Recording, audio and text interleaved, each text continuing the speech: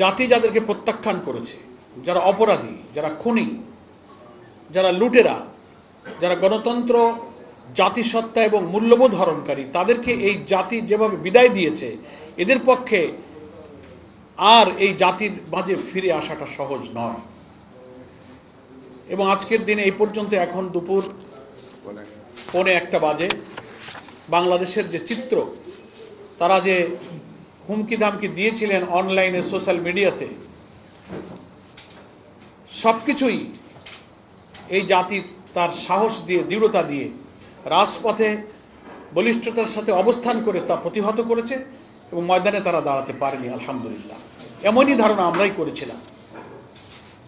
কিন্তু আমরা খুব বিস্মিত হই যে ফ্যাসিস্ট খুনি হাসিনা দিল্লির আশ্রয় প্রশ্রয় লালিত হয়ে সমস্ত আন্তর্জাতিক রীতিনীতি লঙ্ঘন করে একজন ফেরারি আসামি, যার ট্রাইব্যুনালে বিচার চলছে এবং আগামীতে তার রায়ের দিন আজকে ঘোষিত হয়েছে, তিনি কি করে গণতান্ত্রিক দেশ বলে দাবিদার আমাদের প্রতিবেশীর আশ্রয় প্রশ্রয় লালিত হয়ে তাদের মিডিয়া, তাদের প্রযুক্তি, তাদের ডিভাইস, তাদের টেকনোলজি ব্যবহার করে এই জাতিকে হুমকি দিচ্ছেন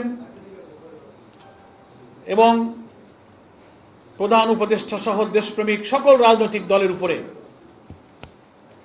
যেভাবে তার সেই ফ্যাসিবাদী টোনে হুমকি ধামকি দিয়ে এই দেশে অশান্তি, অস্থিরতা সৃষ্টির যে সমস্ত পায়তারা করছেন, এটা আমরা খুব বিস্মিত। তবে আমরা মনে করি যে আজকে এই জাতি প্রমাণ করে দিল যে কর্তৃত্ববাদী শাসক হাজার হাজার খুনের রক্তে যার হাত রঞ্জিত, ক্ষমাহীন অপরাধ যে করেছে, ক্ষমার অযোগ্য অপরাধ যে করেছে, এই জাতি তাকে আর কখনো গ্রহণ করবে না।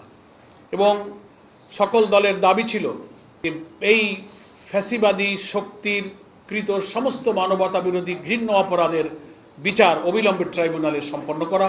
বাংলাদেশের 2টা ট্রাইব্যুনালে তাদের বিচার চলছে।